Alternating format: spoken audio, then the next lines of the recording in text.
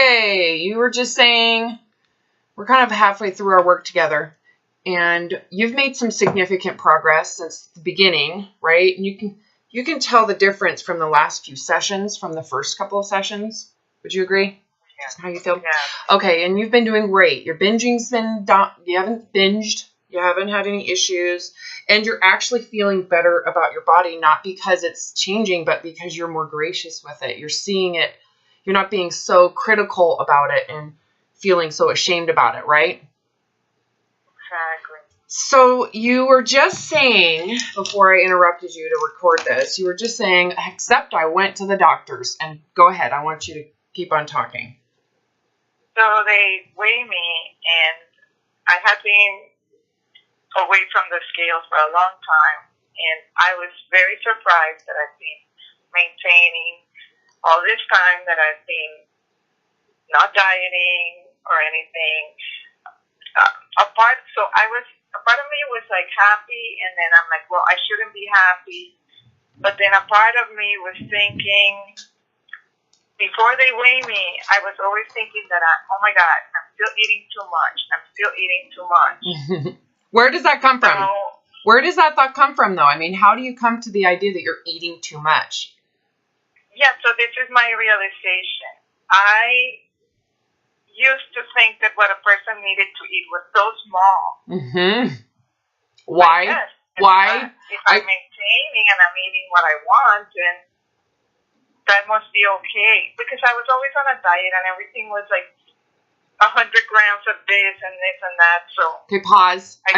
I just want you to really look at your comparison, the idea of how much a person should eat. Where did that idea come from?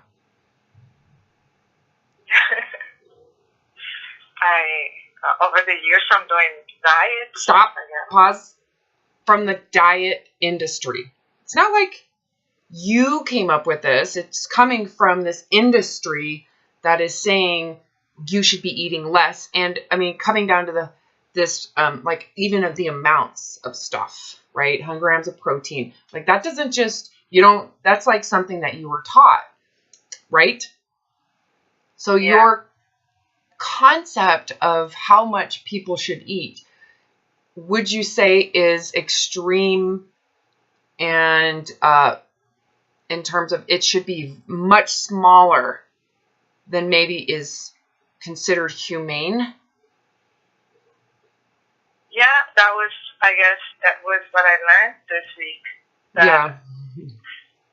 I know nothing, I guess, because the diet industry promotes like a third world intake of food, right? Exactly. So here we are, eating to hunger, giving you, and not only that, but did you also recognize too that not only are they promoting this severe restriction in food in terms of amount, right? Like you should only have this much, you need to eat at these times, like you have 2 shakes a day and a salad at night. I mean, consider the limit in terms of what that really is realistically. Then, and the other thing is that they're not just promoting this third world amount of food consumption, they're promoting third world availability of food. So you're only allowed roughage, like lettuce. Yeah. You're only allowed, certain things. There's very limits in the variability of the food you can have. So you're also, what's also promoted is this moral high, because you're capable of eating only these third world amounts of foods and third world limits of foods. And you didn't question that credibility, did you? No. So you believed in order for someone to remain thin or in their third world body, they should eat very little, and they should be very controlled in the amounts of food that they give their body and the types of food they give their body. It should be very limited. And what you believed that to the point where when I was suggesting to you, hey, eat when you're hungry, listen to your biological rhythm and give yourself the freedom to eat whatever you want. Remove that morality that food is dangerous.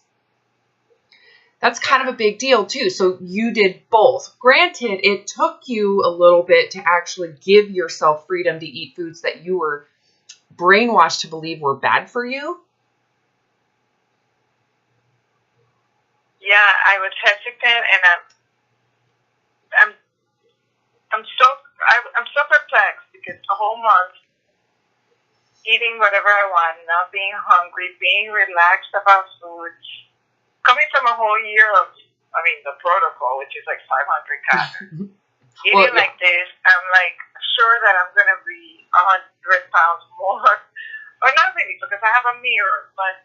Yeah, but I also encouraged you to expect to gain, because some people do gain, mostly because they spend a lot of transition time binging and over-consuming because they're so afraid they're going to gain. So everybody's different. Don't expect to not gain. However, this is a common response to people who are kind of in the middle, right? The middle of the eating disorders versus the extremes of anorexia and the extremes of binge eating, right?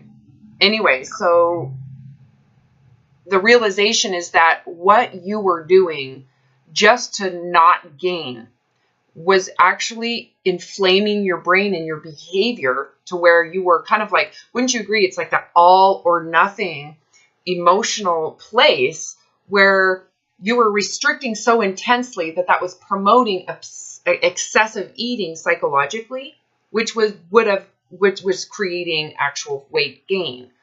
Whereas when we stay in the center, where you're giving yourself the freedom of the abundance, you're giving yourself the freedom of choice without shame and guilt, and you just allow it to naturally be there, would you agree that it doesn't take any work?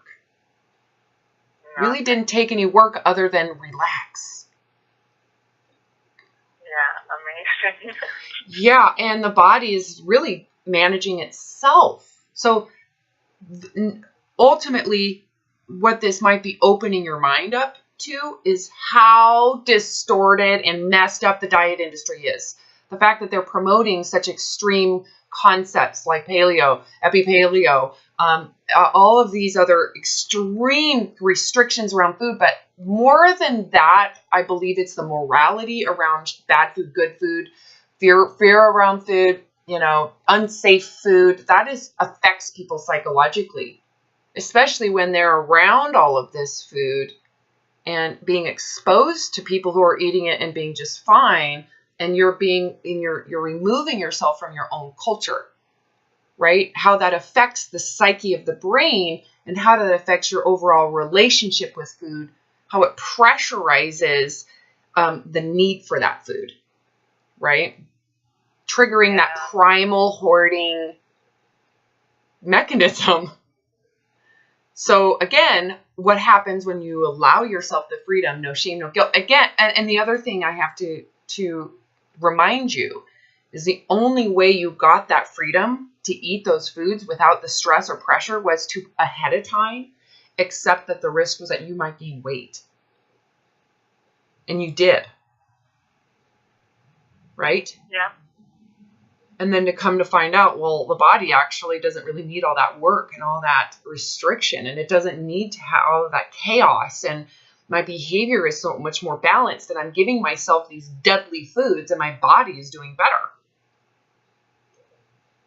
Makes you really question the credibility of the diet industry and the food health industry as well. They might be cognitively distorting the truth. This is not to say that you should be eating sugar all day long. That's not the case. That's what happens when you're restricting sugar, right? Yeah, exactly. When you I still have Halloween candy when before I would have had to throw it down the chute because I can't have it in the house. Because it's bad for you. You can't eat it. You shouldn't have any. This idea that you should be living in this third world environment without sugar ever. Bad for you. And it's dangerous. It puts you in a really weird kind of like forbidden fruit, distorted, pressurized relationship with sugar. You have to be constantly aware of where it's at. So you're constantly thinking about it. And then when you actually taste it, you're not getting the same signal from the brain that says it's dangerous. You're getting this pleasurable response. And then there's shame and guilt about eating it, as if you ruined something, as if the day's been ruined. So you might as well eat as much as you can, because now you're in that hoarding mentality or feast mentality before you go into a famine. That's true human evolution psychology that you're messing with, right? Anyways, so your overall impulsivity to overconsume has reduced dramatically. Am I right or wrong? Dramatically. And it's not because we're forcing it. It's not because you have self-control. Wouldn't you agree that it comes very easy and naturally? Once you give yourself that freedom, it becomes real natural, especially when we've removed the idea that it's ever going to go away again. So it's not like, oh, you're only going to get freedom right now. And you're only going to get freedom if you don't gain weight. We took away those constraints. No, expect to gain weight and give yourself the freedom. Give the body wiggle room for you to figure this out. Yeah, exactly. Aren't you so glad that you did what I told you to do? Yeah. You took that risk. You're the one that said, I am willing to gain. I can't suffer anymore. And you internally accepted the risk of gain. So here's the thing. This point could be a real trigger, right? Oftentimes what I see is at this point, when people find out I didn't gain weight, they tend to think, ooh, but so if I reduce my sugar and starches, maybe I could gain weight. So they get back into that idea, the fantasy of thinness again. And that fantasy of thinness, adding those restrictions. Could you imagine right now if I said to you, hey, we're going to get rid of sugar and starches just to see how you do? What's going to happen to your food intake and that candy from Halloween? I'll eat it all before I start. Yeah, you're going to be like, all right, well, it's going to go away. Yeah. And so that's an important observation. Don't you agree, to see like how different your brain feels and how you relate to food differently when it isn't restricted and it isn't feared as dangerous?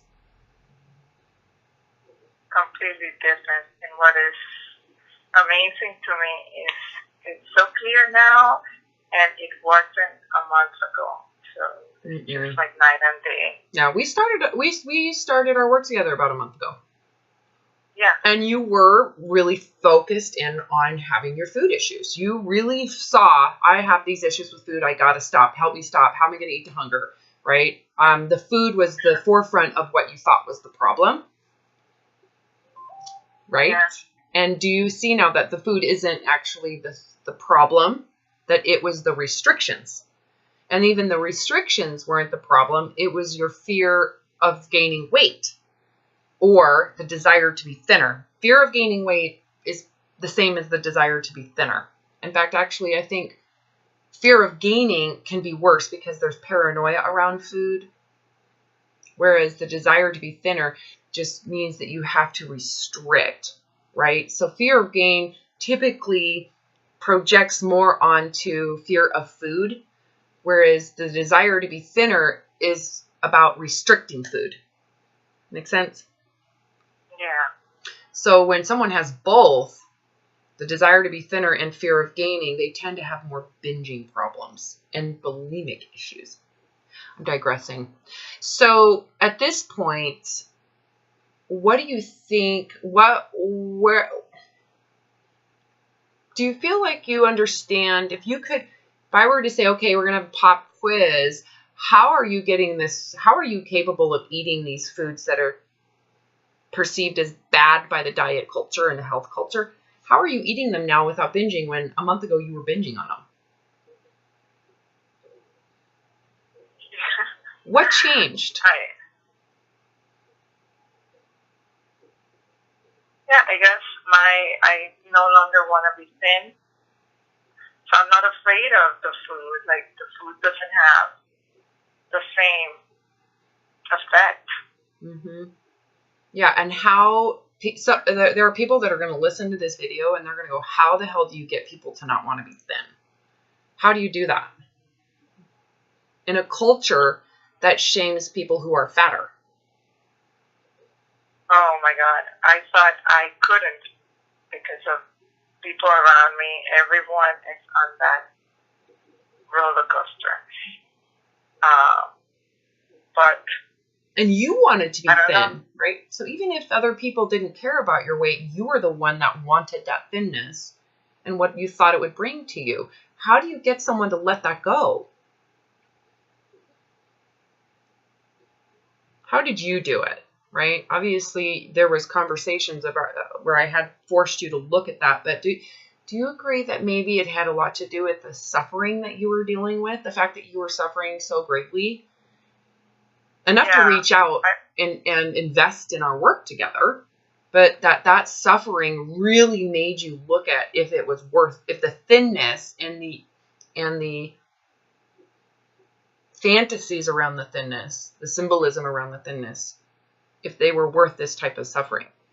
You know, the comparison to the benefits of thinness plus the suffering versus the loss of being overweight or obese and the physicality of the damages that it actually could have, right? The suffering and the benefits of thinness versus the body in its true reality and the limits you might have with your body weight and size and shape, but the freedom from that suffering. You have to compare those two, right? Yeah. In one of our conversations, I don't know, it somehow clicked when you said it's not human nature to do this. So if you're going to continue to do it, you're just going to continue to suffer. And you can just stop suffering right now and accept whatever it takes. And just love yourself and get out of this, chasing this mirage or something. Yeah. Well, and you heard the truth in that. Yeah. Like you realize that's actually very true. Where that's true, right? You'd suffered enough to know she's right. If I want to continue to lose weight or to try to lose weight, I'm going to continue to suffer. You've suffered enough to know that just goes in circles, right? So if you want to end the suffering, you have to look at the willingness to stay the same size or even get bigger. The willingness. And that ultimately is where the power is. Just the will to get bigger. Even if it may not happen, you're still willing to get bigger. So in the place you are now, you were willing to get bigger, but your body is clearly stable where it's at without all the crazy stuff you were doing. So the benefit is that you no longer are doing crazy shit and you're staying the same. That's good for you, right? In terms of like realization that, oh, what I was doing was crazy. I don't have to do all that. The question is, would you still be willing to gain to keep this freedom? Yes. That's the key, because what happens, I've seen people relapse right at this point because they start going, oh my God, I'm going to start restricting. Maybe I could get thinner. That means, right, you have to be always willing to gain. To this day, I am still willing to gain. I don't care. To maintain the freedom of the spirit and the soul, I would rather be blind to my body, let it do what it's going to do. I don't care. It's a body. I will adapt to what happens to the body through the aging process, through if I get in an accident, if I get a disease, I will adapt to that. But while I'm here and the body is working as great as it is, I'm going to focus on what I can do as a human being and the experience that the body's providing me, the sight, the touch, the smell. Sight, touch, smell, none of those change whether I'm thinner or fatter. Right? I think the other part, too, that we have to address, and I know we've addressed, is seeing that life would change if you're thinner truly is an illusion. It's an illusion. Say that again, sorry? That life will... that's an illusion that if you're thinner, that life changes, right? That the thinner body gives you a different experience, where it really doesn't. It's the ego of the thinner body that creates the fantasy of difference, right? The idea that you're going to be confident, that's self-centeredism. So it's the idea of thinnerness as a superiority, that's the narcissism, that creates the fantasy of difference.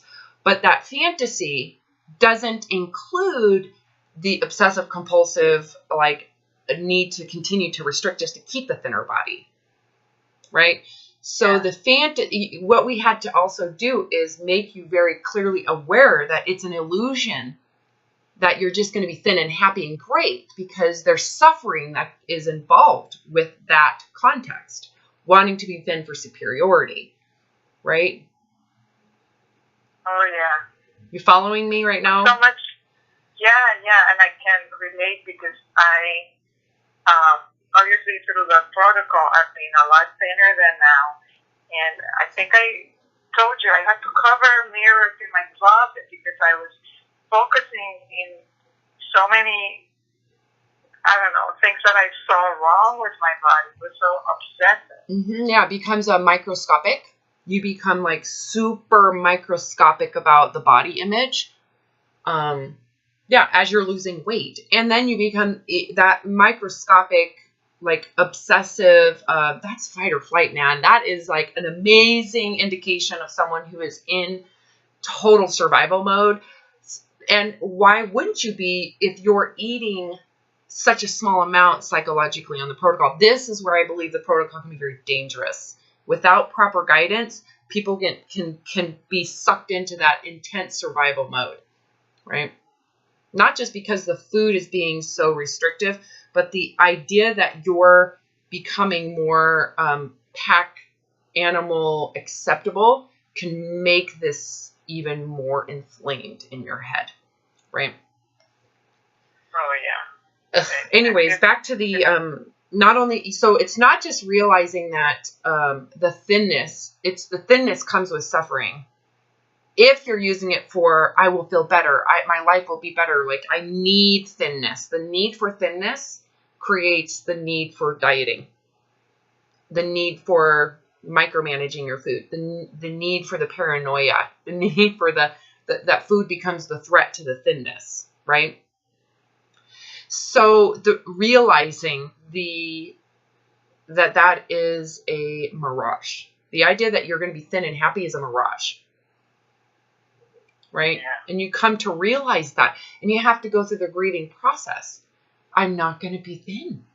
I have to give away all those thinner clothes because the way to get there requires more suffering, and I can't suffer anymore. I think at some point, most of the clients who are struggling, I say, look, how much longer can you suffer? How much longer can you live in this suffering? And most people are like, I can't do it anymore. So how realistic is that you're going to keep on pursuing this thin body that literally requires the obsessive compulsive paranoia around food and obsessive exercise, or bulimia through purging and diuretic abuse? How much longer can your body handle this? I was actually going to ask you that. I a couple of times I've had those thoughts, like mourning the fact that I'm never going to have an athletic looking body. I know that sounds horrible, but those thoughts have crossed my mind. Yeah, but you're mourning the ego. You're mourning the symbolism of that. That's what you're mourning.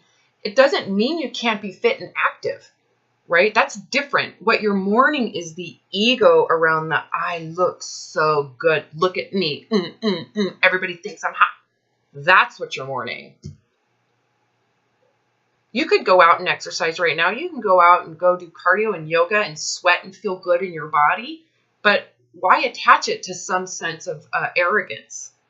That is a big issue in this country with this kind of fitness narcissism movement, right? It's like self-centered, self-righteous fitness. Look at me. I'm so hot and fit and muscly. That's very much body-oriented, right?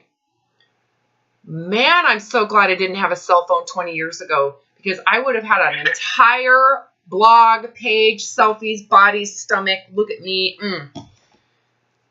Oh, and it would be out there for all you to see, but thank God, you know, I was in 1996, 95, and I didn't have a cell phone. I was poor. College student, training for, you know, the heptathlon and playing golf. You know, I was doing all that crap, but that's such a huge part of the body image culture today, which is fit culture. What's the difference between that fit body image culture and bodybuilding culture? It's just the same thing with a different look, right? So you do have to grave the ego. You're not, but do you want that superiority in fitness if it requires you count your macros every day? Right? That you do the keto diet and you're constantly doing like your intermittent fasting. Is it worth it? Is it worth that? I mean, you could absolutely make that defining for you, but is it worth it? Oh, and geez, I never even got to being thin. Yeah, but you can see you might have been attracted to that kind of that again. Don't forget. Somehow I had thought that was superior, you know, like yes, it's like wow. Yes, but here's the thing. Why not take care of the body? Why not do some yoga? Why not do some weight-bearing exercise? Because it feels good physically. It's got a positive reinforcement to it that has nothing to do with superiority. It has nothing to do with I'm better than you. I'm fitter than you. It has to do with this feels good. Yeah. Keep it in that intrinsic motivation. The closer your behavior is to something that is inherently rewarding, like it's rewarding today. See this piece of cardio? This is like an old piece of cardio. I don't necessarily like cardio, but I get restless legs, and I obviously would rather have a treadmill because I can run and that really affects my muscles, but it's for the fact that it helps my muscles. I do 20 minutes and try to get my muscles to relax. And anyway, so that's intrinsic. I'm not doing it to burn calories. I don't do cardio because it's going to make me feel like fit and I'm like feeling better about who I am. No. My garage, I have a whole weightlifting facility in my garage. My back, I need a lot of strength training, core training. I have a slipped disc and a herniated disc, and I'm in a chronic pain, right? I have a yoga membership. I do yoga when I can, right? I mean, so is the context for why I'm doing this physical activity determines more how my emotional response to it and drive for it. If I were to get in a car wreck and lose my legs, I would still do an arm ergometer, do some shoulder work. I mean, I can adapt, right?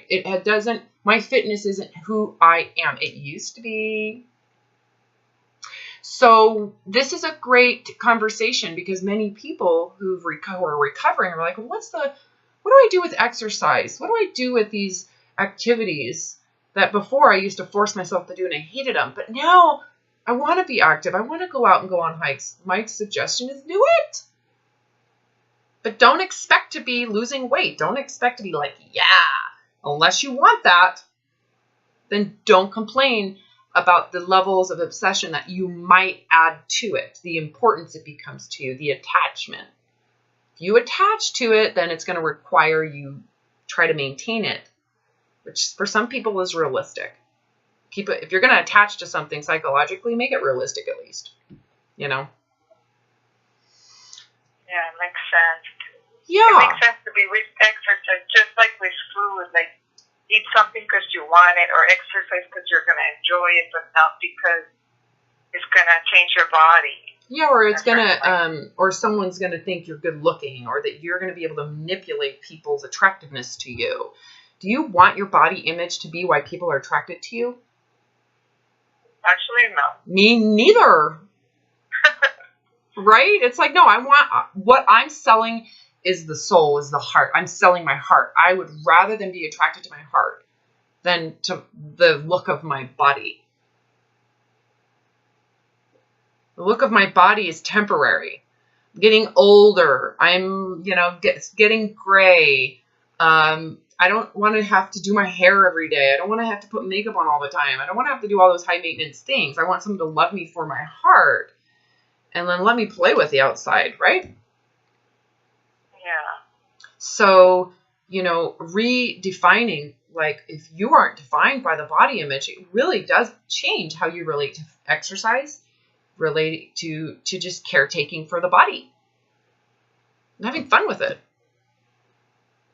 rather than feeling like you're being punished for the way it looks and have to change it, and that, or you're punishing the body, or that you have to do things you don't want to just because they're more effective. I mean, you should really think about just living with the body as a means to enjoy it. Enjoy what you have. Enjoy what you have. Yeah. Right? And so many people who are morbidly obese, this is no different. Do what you can. Walk on a tree, get on an elliptical, get on a bike, go for a bike ride, get a bigger seat. Adapt as if it's never going to change. And start now. Start living and enjoying your life right now. Why put it on hold for some fantasy that doesn't exist? Because the fantasy didn't include all the crazy training. Does that make sense? Anyway, so at this point, what would make you want to be thin again? Is there any circumstance that might make you go, I gotta lose some weight? Or control my food? It's amazing because I had a wedding and I had to wear a gown and whatever, and in another time I would have diet for it or whatever, and I didn't. And next week I'm going to see my in-laws for Thanksgiving, and I would have usually also tried to lose weight because I feel like they criticize people that are overweight or whatever, and I also haven't done it. So right now, I don't know. I mean, I can't see anything that would make me want to lose weight.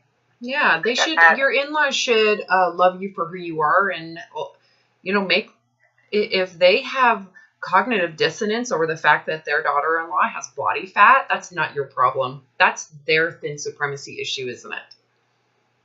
Give them some cognitive dissonance around loving you, thinking you're a fabulous human being, and enjoying their time with you, but at the same time, you having the body image that doesn't quite align with their thought process, right? This is like someone being a different religion and breaking the boundaries of their ignorant ideology around what they think people should be religiously, right?